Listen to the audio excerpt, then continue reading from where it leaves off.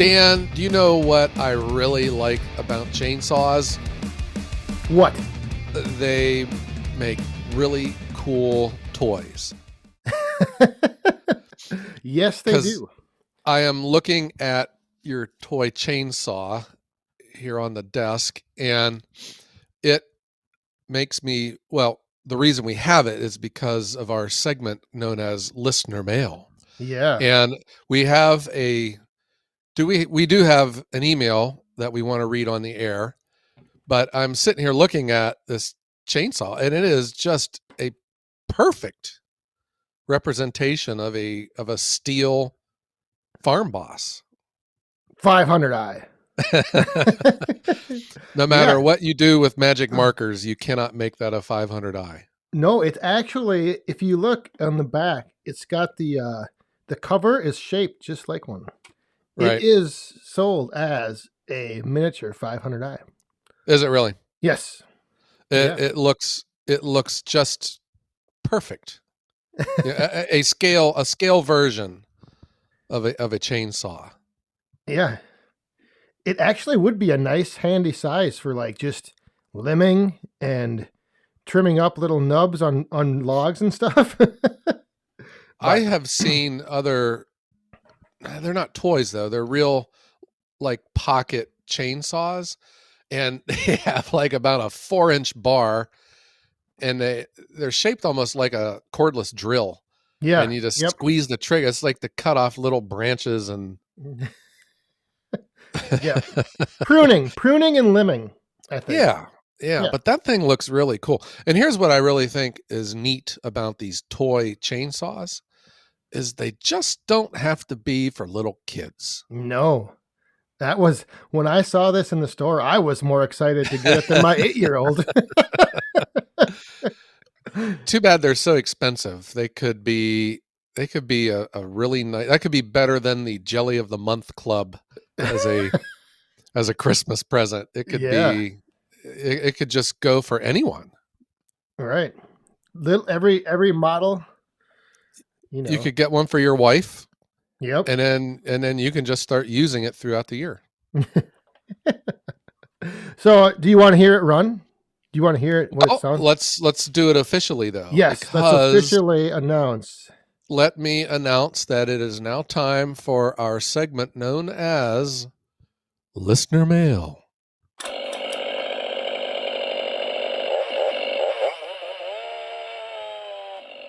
All right. There we go. I like it. All right.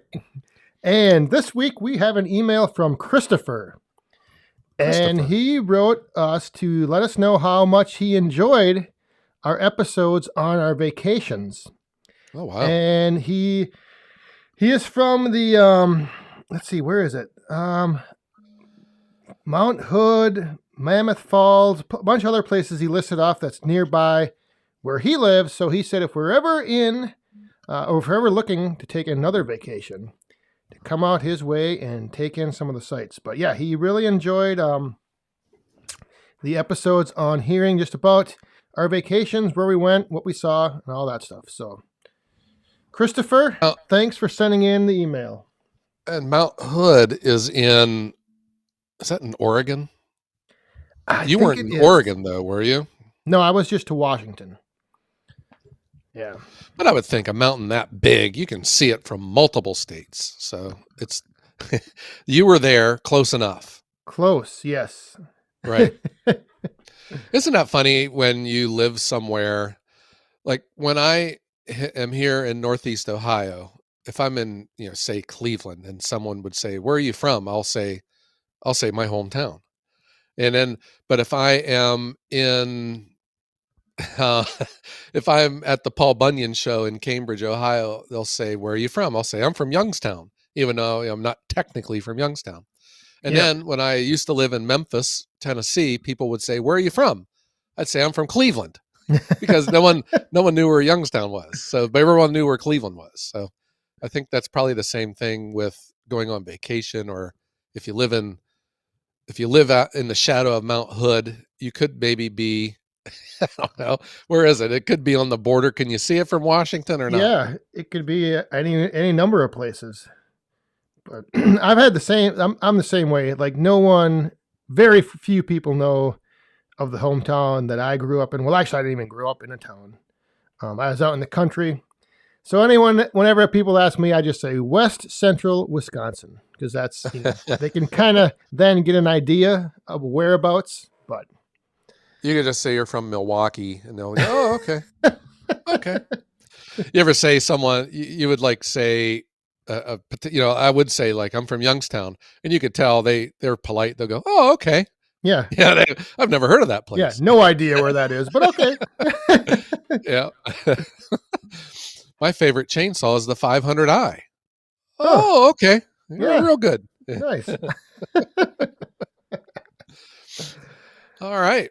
Well, I have noticed a big change in something from the last time you and me met. I have too. And let me It tell is you, I think I may have brought it with me. it is white stuff all over the ground outside. We had our first snow on October the 19th. Oh my gosh. This is too Yes. early. We haven't even had Halloween yet. But then if there is any relief, however, I was told that we're supposed to be back into the 70s next week. Yeah, What the heck? I know. I Hmm. back in Wisconsin, we had snow a few days before that. So I believe it was the 17th we had snow. And then I heard in the upper peninsula of Michigan they had over a foot. Yes. Come on. This is too early. This is too Yep. early in the year for this. I I had a delivery yesterday and it was just rainy and cold, and it was 40 degrees, and I was thinking, I'm miserable right now, but I know if this was February, I'd probably be saying, "Oh, we got a nice break in the weather." Yeah, what a nice day. Part of it is being relative with the temperature, but I was feeling it yesterday. I'm not ready for the cold. I'm cold today. I just can't get warm. And uh, it just makes me, when the first cold spell comes, there is just this mad dash to get everything ready for the winter time. And I Yes. don't, and I just don't mean the woodshed, but I mean everything around the house. I still got patio furniture out. I just got to take down the basketball hoop. There's just so much I have to do. Yeah, and that's where I think not only are you feel the cold, you sense the change in the weather, but then I think it's that anxiety sets in of like, oh my gosh, I have all this stuff I need to get done. And this is a reminder I need to do it. I have so much to get done. Oh, my wood supply is nowhere close. So I need to put an asterisk next to that. I don't have, where I'm sitting at right now, I do not have enough wood to get me through the winter. However, my wood pile will be a static, how do you say that? Static entity this winter. I will be pulling from it, but I will also be adding to it. Yes. So It you'll would be kind of nice to have everything made and stacked, and I just know I got enough to get through the wintertime. And I don't, but I do know that I will be adding to it. yeah. Well, Yeah. I am the complete opposite. I have plenty to get me through this winter, ready to go, and I think I even have enough for next winter, ready to Really? go. No kidding. Yeah. It's Yeah. it's a nice supply and it's a good feeling, but there's always that challenge of being ahead and staying ahead. So, you can get ahead, but then to stay ahead, you just got to keep at it. Got to keep making that wood. I think I'm going in. I lose track. I think I've said it. I'm going into my 16th winter for like the last 4 winters in a row. I'd have to do the math here. I think this is either 16 or my 17th winter with my outdoor wood furnace. And I don't think I have ever went through the year with all of the wood that I needed. It seemed like I am always chasing my tail come late February and March. Yeah, I was once in that position as well. Hmm. Scrambling, trying to find wood. Yeah, there were a couple years where I'm looking at the dining room table, I'm thinking, I don't know. How many days can I get out of that? Yeah, do we really need this? I told you the one time, this is a true story, where I used to work in Cleveland, and I had the main outer belt is Route 271, and for about a month there was a chunk of firewood laying on the shoulder of the highway at the off ramp that I had to exit to go to work. And then just the one day, I pulled off to the side of the road, and I threw it in my trunk and drove off. That's how desperate I was for firewood that year. Yeah, well, you Uh gotta huh. do what you gotta do. Yeah, I remember there was. I was a big fan of Survivor Man when that was on TV. Did you ever Yeah. see that show? Yep. He was almost like the original YouTuber. He would go out into the woods with his cameras and film himself. Yep. He would put himself into a survival situation. He would make fire by rubbing sticks together. He would make a shelter out of branches and all. And his slogan was, "Whenever you feel your wood pile is big enough, make it 5 times bigger." Yeah. And I think that is 100% true. 100%. Yes. Hmm. Never have enough firewood. Nope. Never enough. Never. So, what other things have you? What other things are on your list as far as preparing for winter and getting ready for the snow? Well, still with heating, I there are some things I have to do to my furnace. Now, by tradition, and I think it was also to because I never really had enough firewood. I wouldn't start my furnace until after Halloween, and then I usually shut it down at Easter. Oh, So I have this year some things that have to get repaired. I had done a video on that where my furnace has a forced air system to it. So it's got grates, these big heavy cast iron chunks of steel, and they if you don't maintain your ash level, you can break them because like they trap too much heat and they get overheated, and then all the weight from the logs sitting on top of them, they can crack. So I have there's three grates. I have one that's in good shape, and the other two will not make it through the winter. And I need to drive up to my furnace shop in Cherry Valley, Ohio, and pick up two grates. They're going to be about like $100 each. Oh, ooh, man. and then I just operate under the assumption that when I bring it up to temperature and plug everything in, it's going to run. Yep. which which may not happen, but I'm hoping that it does. That's what you always hope for. You flip the switch and everything is just going to run as it should. Right. But about in yours, do you don't drain your water out? You leave it full and just shut everything down over the spring and summer? Yes. And then in the fall, when I'm ready to start it up, I top it off, make sure the water level's full, and it's pretty much, yeah, I just flip a switch, start a fire, and go. Uh-huh. And I've already done that. I started my boiler on September 23rd, believe it or not. Wow. That's really early. Yeah. There's nothing stopping us from firing our furnace up early like that. The challenge though is, well, one, it helps me get through the springtime with more firewood. It's like end loading your burning season. You don't light your fire. So we do go through some cold nights. We use space heaters here in the house before we fire up the furnace. The other thing, and you probably experienced this too, if the temperature warms up and your house isn't calling for heat, your fire can go out. And that is somewhat of a pain for me because we have that forced air draft system. Yeah. And that means that blower motor could kick on. It could run for days without you ever knowing that the fire was out. Yeah, I don't have that problem. If I'll watch the temperatures, if it's going to be warm, I just don't put as much wood on, and then because then the cycle time between when the blower kicks on and off is a little bit longer, so things just kind of sit and smolder. But Mm-hmm. I have had to open windows in the house because it's been so warm outside and inside. So. Oh wow. Do you heat your your domestic hot water with Yes. with your Yep. furnace?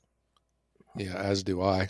That's probably what I love the most is we have the hottest shower in Northeast Ohio. I Yeah. challenge anyone that that thinks they're going to have a hotter shower than us. Oh, I love our shower in the wintertime. And then we have an electric domestic hot water tank in the basement. It's like a big 80-gallon tank. And I flip the breaker switch on that. Oh. And then it's practically hot water on demand because the feed to the house goes out to the furnace. There's a little mini heat exchanger inside the water tank, and it coils around, picks up heat, and it comes right back into the house. Yep. Yeah. And we wind up having a smaller electric bill in the wintertime because of that. Same here. Mm-hmm. Yeah. And it makes sense because, that's a 220 service for the hot water tank. And the Yeah. blower motor, the forced air furnace in the basement's 110. It's not using as much electricity. What about other responsibilities you have in and around your woodshed? Do you have to winterize? You have to get certain tools out, or put the wheelbarrow over here, No, leave a path for your truck? not really. The only thing I do is I will put tarps on some of my wood piles and some of my stacks of wood that I know I'm not going to be accessing or touching until spring. Just I don't know. I just like doing that just to keep the 2-3 feet of snow off of Right. them. So I do that, and that's about it. Yeah, I do not cover anything. I have a portion of my woodshed where the wood's under the roof, but over the years I've noticed that I think that roof is out there for me. So when I'm outside in the rain and the snow, I can just stand there because there are times I just like to go out there and look at my furnace and Yeah. watch it work and watch the fire burn inside. I find it enjoyable. It's nice. And when there is deep snow, that does become a pain because then you got to go dig through the pile and yank out logs and all. My pile right now is just an unmanaged dump. I used to have the neatest stacked woodshed around until I started selling firewood. I can't explain it, but now it is just a train wreck. Yeah, I can't say that. I've got a woodshed that my boiler is in. It's under a shelter as well, and the wood that's in there is all stacked. And then when I do bring stuff in, I bring it in IBC totes, so it's not too bad. Mm-hmm. Here's another thing that I do every year. I drive to Harbor Freight and I buy a pair of welder's gloves. Oh, Because I put the welder's gloves when I go out there, because I used to just use like a heavy glove, but it wasn't good enough because the flame would come up through like the cuff on my coat and burn off my arm hairs. yep. So I got these welder's gloves, and they're pretty cheap from Harbor Freight. They only last about a year. They get pretty tore up, but they're good. They protect my skin, my hands and my forearms almost up to my elbows from the heat, because sometimes it's a jackpot when you open that door. Oh yes. You don't know what awaits inside. Yep. The Mm-hmm. backdraft. The cool air goes in, and the flame reignites and comes right out the door and singes your eyebrows off. Yes, that's happened to me. The worst I had it, I really burned off the front of my hair one time. It got burnt enough to where I had to go get a haircut and have the lady balance everything out. Now, so I always wear a knit hat, and I have it pulled down pretty low, and I have my coat that I always wear when I'm out there. Even if it's not cold enough, I'll still wear it. I think it also keeps all the smoke out of your hair and off of your clothes, because sometimes you get tired of reeking of smoke when you come in the house. Coming in the house and smelling like a smoked meat. Yeah. Yeah. So what else do you have to do other than the furnace and your wood supply? What else are you going to be doing between now and when winter gets a grip and doesn't let go? I probably should just pull out all of my snow shovels, have them handy and ready, put those in the front of the garage and in the shed. Probably have one back in the wood yard by the tractor.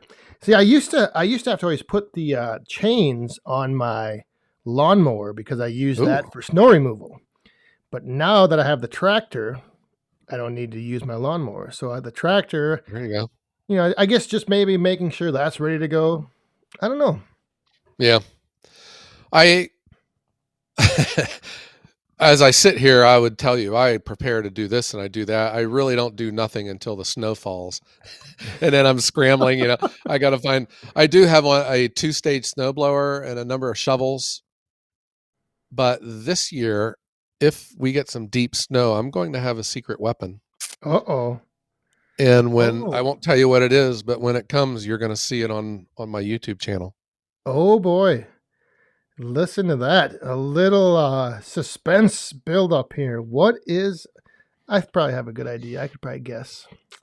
Hmm. Well, when I moved my production area to the back 40, that's a long road.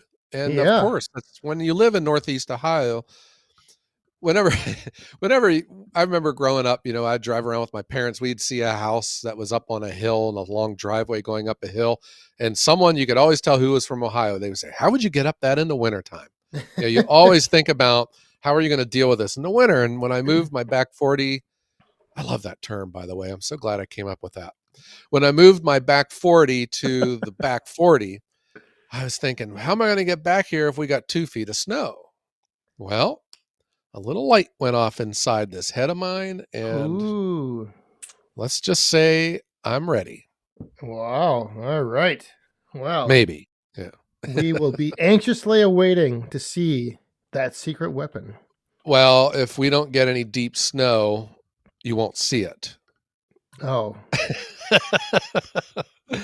And the snow, there's no predicting the snow. I don't care what anyone says. People talk about the woolly bears, these little Oh caterpillars, yes. Yep. I just, or it's like cows, they always say you can tell when it's going to rain because all the cows will be laying down. But I've seen times where the cows are laying down and standing up. So I'm just like, well, what's this? Scattered showers or what? There's no way to predict it, especially with Lake Erie just Yeah. to our north. Yep. And usually warm winters is what brings us more snow, because if Lake Erie doesn't freeze over, Yeah. we're vulnerable to some major snowstorms. Right. Mm-hmm.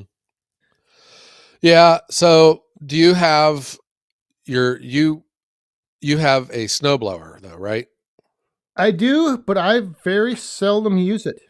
Ever Uh-huh. since I have the tractor now, I just put the bucket on and I just move snow that way. And you'll plow your driveway with the tractor. Yep. Is your driveway gravel or is it paved? It's paved. Okay. I did my first time with the bucket last year, and it kind of annoyed me because, it puts these gigantic piles on each side of your driveway, and you can expect them to be there until March or April. Yeah, that is the one downside is you do have to then pile that snow up somewhere where like with a snow blower or something you can just kind of throw it and it Yeah. scatters it evenly, Is your driveway concrete or asphalt? asphalt. Does your bucket like scrape off all your sealer and all? No, I don't really scrape it that hard. I'll just, drop it down and then kind of do the float position. Uh-huh. And I mean, so the driveway doesn't get plowed like down to the pavement, but usually what happens is if the sun comes out for a day or two, it all melts off and the driveway's bare. Yeah. That's one thing I like about the blacktop driveway is if you get it shoveled down, the moment there's a hint of sun, Yep. it melts away pretty quick. Yep. Do you have a leaf problem at your house going into the fall and the winter? I do, but I don't pay attention to it. You're not one of these rakers and baggers? No. No. Yeah, No. same here. I let I the wait for a I wait for a big windstorm and then they become the neighbor's problem. That's what I was just going to say. I wait through the winter, let the winter winds clear the leaves all out of my yard and Right. into the neighbors. And then in the spring, if I need to, I'll rake. But otherwise, I just in the spring take the mower and I just mulch them up. That's what I do. I just mow them down. I am not one of these people that are obsessive of my yard. If there could be, we live around all these farmers. I always wish these farmers come down with these big tanks on the back of their tractors and it's herbicide, they'll go out and kill. I just beg that they just accidentally drive across my yard sometime and just kill all my grass and I don't have to mow it anymore. But but for like leaves, at least here we got enough land that the leaves aren't a problem. And we used to have a place when we lived outside of Youngstown. And oh my gosh, you would literally have leaves up to your knees. That's how deep they got. Yeah. And you couldn't just mulch them because they, there was it was just too much. Right. It's like kind of like our pine. We have a lot of pine trees in our backyard, and the pine needles. Oh my gosh, just thick. I delivered wood yesterday, and the guy had a huge pine needle problem on his driveway. He was frantically sweeping them off before I pulled up there and dumped all the wood on his driveway. Yeah. Yeah, I was like, well, you didn't see any pine needles from me because I've never delivered pine before. What about your gutters, Dan? Is that a fall winter ritual for you? That again, I wait till the spring. I don't know if you're supposed to do it in the fall, but I wait till the spring and clean them out. And you pull out all the maple trees that are growing out of your gutters. Yes. Yep. Yeah, we don't have too bad of a problem. Just the trees we do have are not right near the house, so the gutters stay fairly clean. And again, it's just something I just do in the spring. I figured, in the winter, the only thing going in there is snow, and it isn't going to go anywhere. So in the spring, when it melts, I clean them out, and then the water just runs out. Yeah. What about your vehicles? What about like your batteries and tires and your tractor? And is there anything that you do special for the winter there? There's probably stuff I should do, but I don't. You wait until there's a problem, just like everyone else. Yeah. There's probably something I should be doing, going down a checklist and, doing all this and that. And I've never done that. Yeah. I'm probably just as bad as everyone else. I know that there are a lot of people out there that are very disciplined with the way that they approach this. And I have flashbacks to when we ran the local baseball, softball organization. We have this park down here that has about 3 fields on it. And in the summertime, we just kept those looking just great for the ball season. And if you quit dragging them and raking them, the grass would grow on them pretty bad. And we, at the end of the season, we'd always say, man, we're going to just rake this all summer long just so that it looks great and we won't have as much work to do in the springtime. And we never do. It looks like a football field with grass growing on it. It's just overrun with weeds and all. And every year we're back to it again, trying to find the dirt on the ball field. Yep. Oh, I just thought of something that I do need to do. I need to go pick up some winter bar lube for my saw.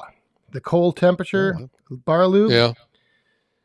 The stuff that doesn't get real thick and like molasses.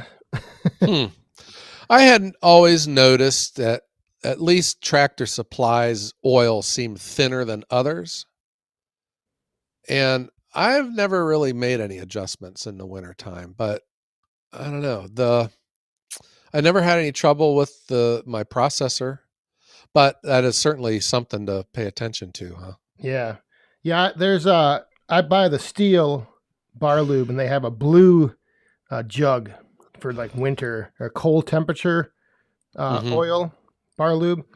And it does, I mean, like for me anyway, if it's, 10 to 0 and cold, you do want to be, well, first of all, if I have to be out in that weather running my saw, but that's another story. But if I am, I want to use, that other bar lube because otherwise the other stuff is just thick.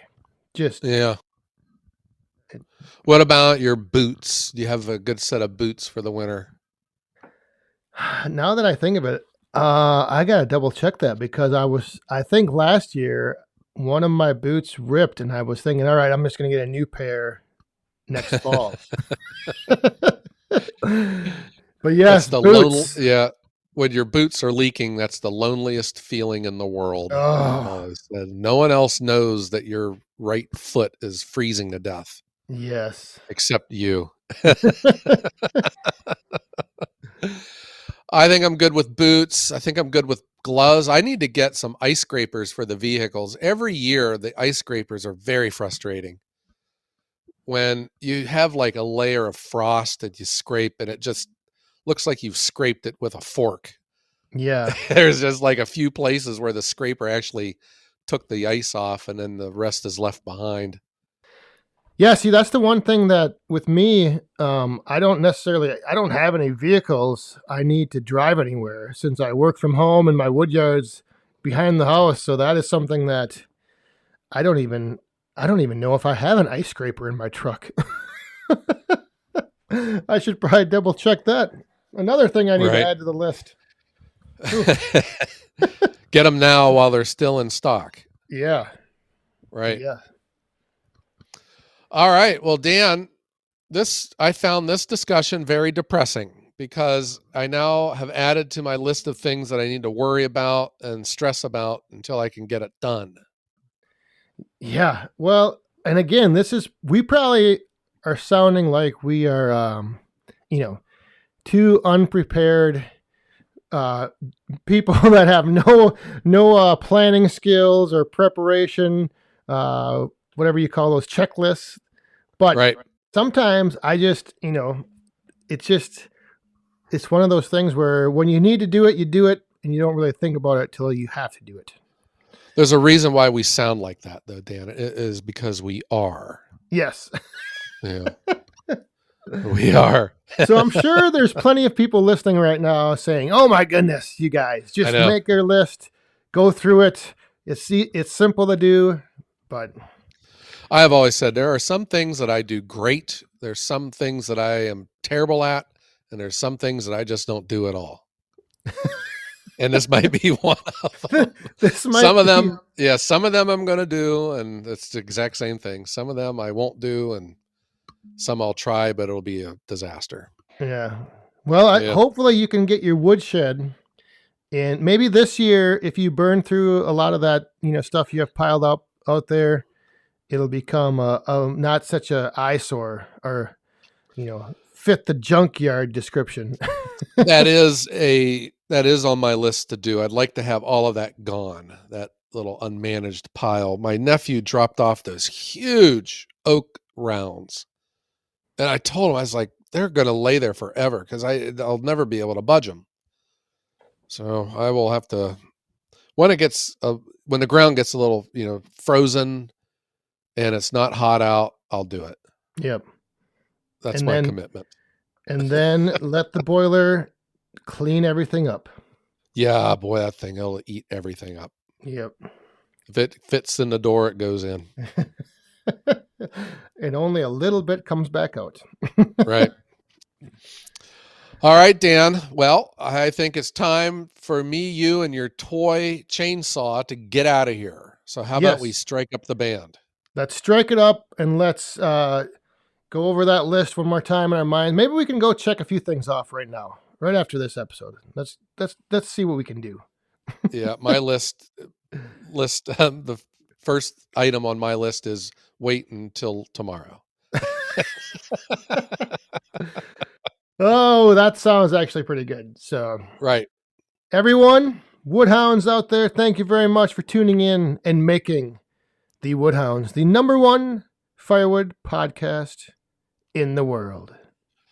And if you want to share your winter task lists with us, Dan, how can they do that? Send us an email, thewoodhounds@gmail.com. Yeah, send us your list, or send us a list of what we should have on our list. And we'll check it twice. Mm-hmm. And we'll tell you if you're naughty or nice. All right, Dan. Well, let's get out of here. And I am going to wish you and everyone out there a great day.